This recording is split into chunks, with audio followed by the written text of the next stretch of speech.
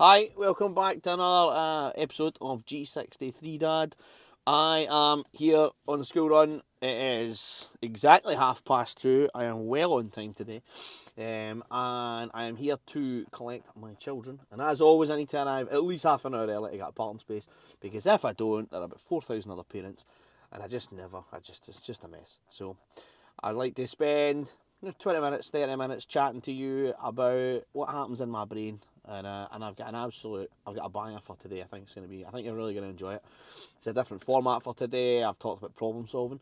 What I'd like to do today, though, is give you a bit of an insight into something I've been thinking about for the last week. And that is how gaming has enhanced my ability to run a business. And how, if you've been gaming for a long time, it can become a vice. But if you think about the tangible skills that you gain from it, that can be transformed into an actual business asset.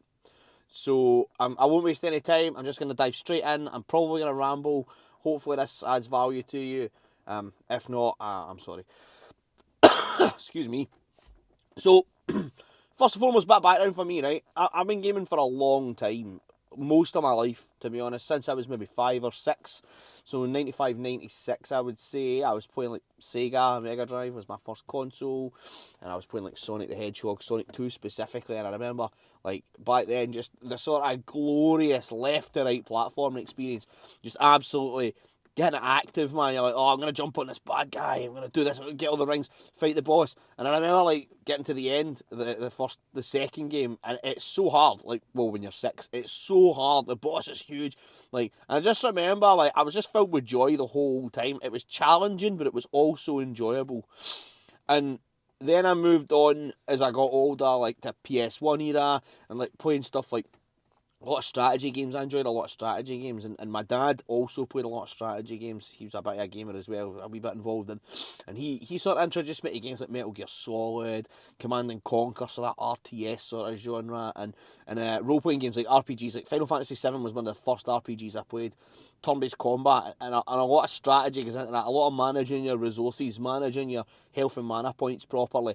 You have to really consider what's going to happen over the course of the battle in order to be successful, and make sure you're playing with the conditions, etc., right? And I played games pretty much my whole life. Like, I started there when I was like 5, 6. And even today, I still lightly play stuff. But, like, there was a period of my time where it was pretty much my whole personality. And, like, I played more specifically as I got older. I moved into that MMORPG space, like playing games like World of Warcraft and Final Fantasy 14. And I was quite a successful raider in both titles, but the thing that made me different from other players is that in both those games, I was rich. Like, filthy rich. Like, in WoW, I was a millionaire. In Final Fantasy 14, I was a billionaire. Like, I played the markets perfectly in both games. I was always looking for opportunities to make money. I was always ahead of the curve in terms of where money was concerned. And like when I was playing with other players, like I was in charge of a raid team on Final Fantasy 14, and like I just paid for everything for them because like money was no object. And like it was like I really enjoyed having been able to do that and facilitate that for our people. But like in my real life, I was a brokey. Like I had no money. Like I was working paycheck to paycheck, just living and doing the best I could. But realistically, like I had no actual cash in my real life. But in these games, I was an actual billionaire, and like like a financial power in these games, and like and I never really thought, oh, I could transfer this to my real life. Never thought about it, and I just continued to play and just played whatever I enjoyed. And looking back on it, I spent hundreds, thousands, if not maybe even hundreds of thousands of hours. I certainly have spent years actual on game time, years playing games like Warcraft and Final Fantasy 14 on characters. Like I've got more than a year played on some characters, and that amount of time looking back on it as a retrospect now could have been spent improving myself in a business perspective. And I always, when I first started my business, I was like, I could have done so much more with my life if I'd just not done, if I just not sat and played games. Then I sort of looked at it from a different perspective, and I started saying to myself, well, actually, a lot of the skills that I use today, I developed in those environments. So, for example, when I'm sitting playing like an RTS, so I used to love StarCraft 2, and actually I sort of still do. I maybe jump online and get absolutely smashed. like in the competitive league. Occasionally, whenever there's a new season or whatever, I'll jump on and just get railed. Like I just get ruined at it because I just don't have the skill cap that I used to have. But I really enjoy the game, right? And in StarCraft 2 is all about resource management, right? It's an RTS and it's all about managing your resources. And if you look at it objectively, every match is a project, right?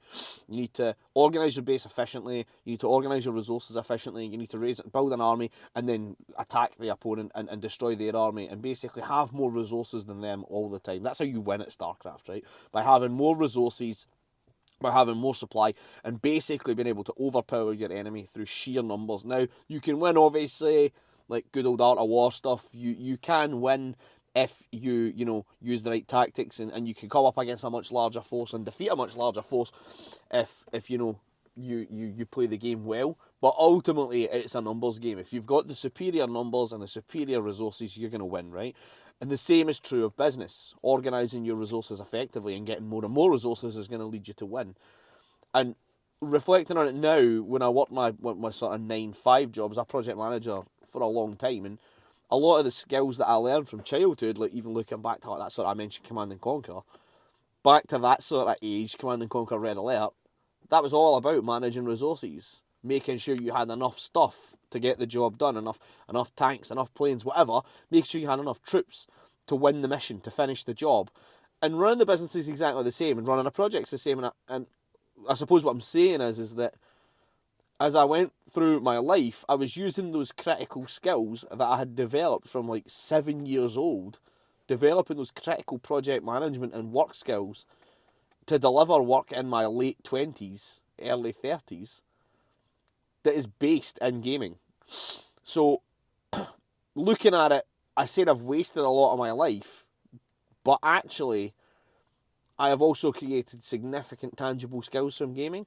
Me and my wife have argued about this historically now as well, because I say, I've said there, oh, I've developed all these skills from gaming, and she's like, yeah, but you are wasting your time. And I'm like, yeah, but objectively, I have gained a lot of crossover skills, basically, a lot of cross transferable skills from the gaming space that have allowed me to work in a really efficient and effective way in my real life. And like looking at the MMO space, like there's so much goes into it, and playing an MMO is actually like running a business when you think about it logically. It's like being a sole trader.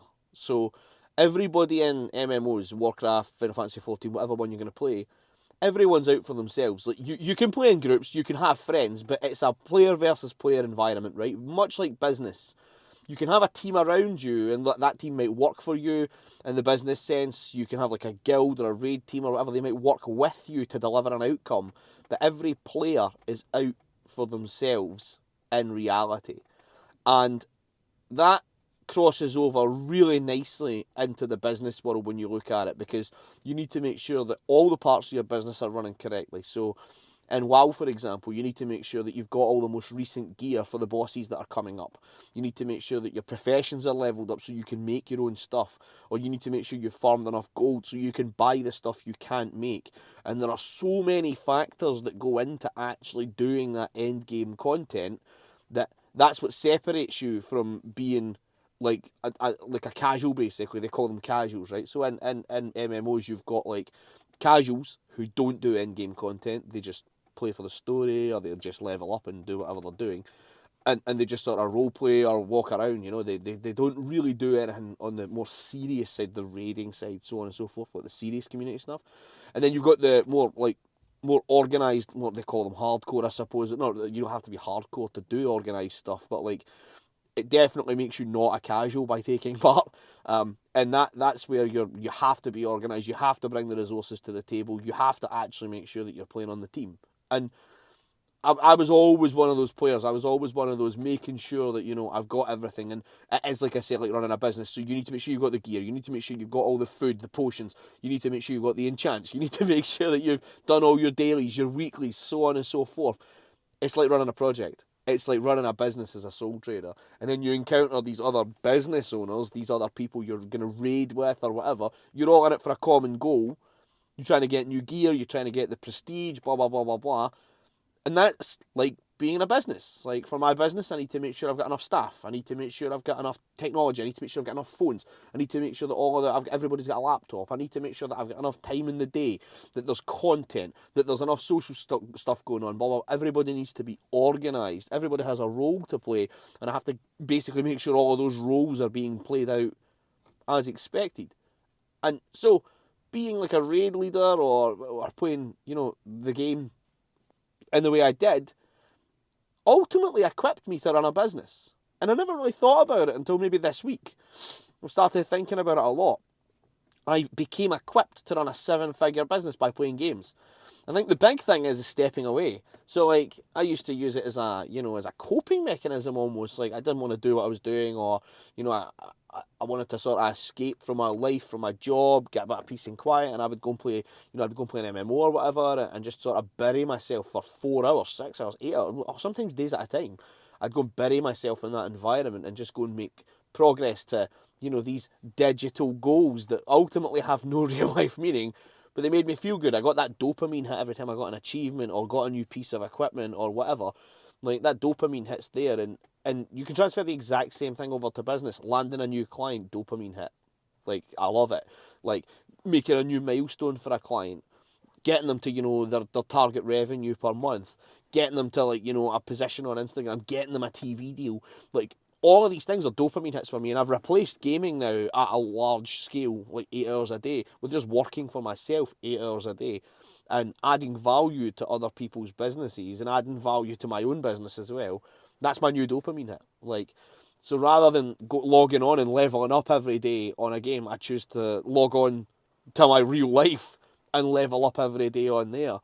And I suppose it's just been pardon the pun, but it has been game changing for me to think about these things, to think about how I interacted with people in a gaming environment, the things I did, the way I organised myself, the way I looked at my resources, the way I made sure everything was working, and transferring that right into my business has been it's so similar. I actually struggle to believe that it's you know so similar that I struggle to believe it.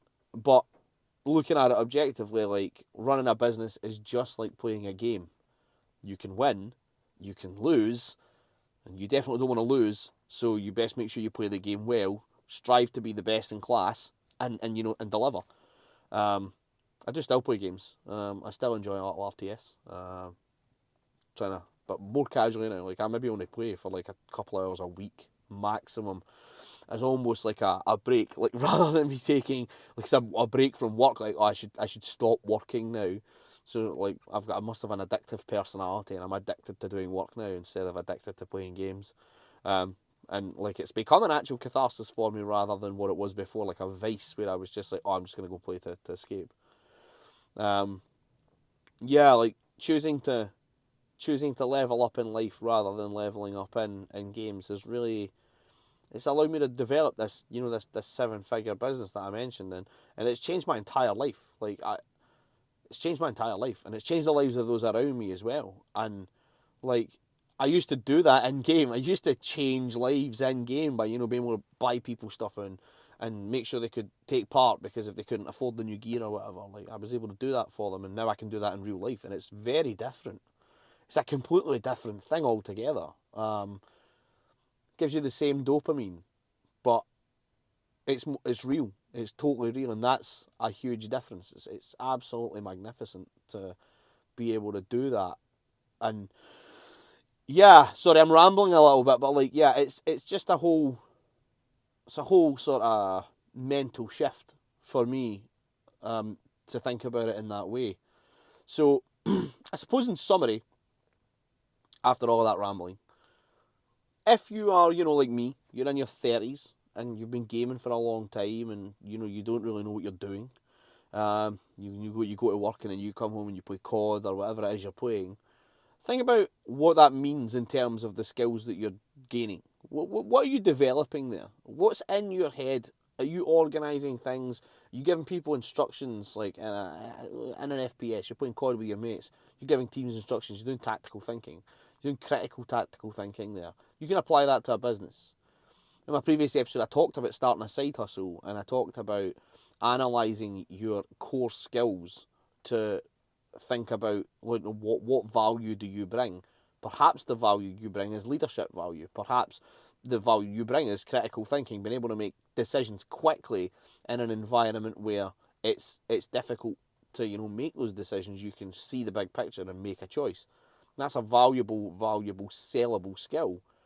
So potentially you want to start your side hustle and be like a management consultant. That's what I actually did for a long time. It was my actual job. I ran management consulting for a couple of years as a consultant, and it was really good. It was really interesting. And maybe your skill is organising resources. Maybe you want to become like a planner. Maybe you want to run a side hustle that helps you plan stuff for other people. Maybe you're really creative. You could do content for people. There's so many opportunities that you can take from experience in gaming effectively. And I would strongly encourage you to review your experience of gaming personally and think about what tangible skills you've generated for yourself and how can you apply those tangible skills into the marketplace for profit. It's like unlocking an achievement. Like the thing you want is the magic you're looking for is locked behind the thing you don't want to do. Basically, you don't want to do more work after work, but the magic is there. That's where it is.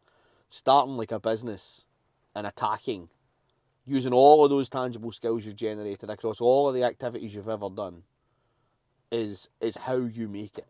I didn't realise this until I was well into the journey, but if I could go back now and look at myself, a few years ago, like I would have done something before all of this. Like I would have started earlier. I would have attacked and got a business up and running and started trying to make my own way rather than just sort of falling into my job and being comfortable and just sort of living my life the way that the system told me to basically. So yeah, that's about it, I think. It's almost pick up time. I'm going to be coming out soon, so yeah, I hope that was insightful to you. I'd be keen to hear from you guys about your experience of gaming, like your sort of thoughts on what skills you think you've generated or built up over time and how those can be transferred into business. I'd be really interested to hear about that in the comments, or obviously you can DM me on Instagram, whatever. Like, be really interested to hear your thoughts on that sort of space. And also, like, if there's anything you want me to talk about in future, or if there's anything you want to know about me, just randomly, like, if you want me to talk about my experiences that led me to where I am today, I'm an open book. Ask in the comments, ask in my DMs, whatever you're interested in, I'm happy to talk about it. I'm going to talk about some more problem solving in a couple of episodes now coming up, so I'm going to look at some stuff that we can think about that helps you actually organise business, and like we have spoken about client acquisition and stuff like that as well. We're going to delve more into what you do when you've got a client now. How do you automate systems and stuff like that? I'm going to have a think about that in a couple of episodes as well. So stay tuned for those coming up in the future. And as always, please hit that subscribe button. Like, I'd love it if you did. Every single person helps. And I look forward to your comments, if any. And yeah, I will see you in the next one. Peace.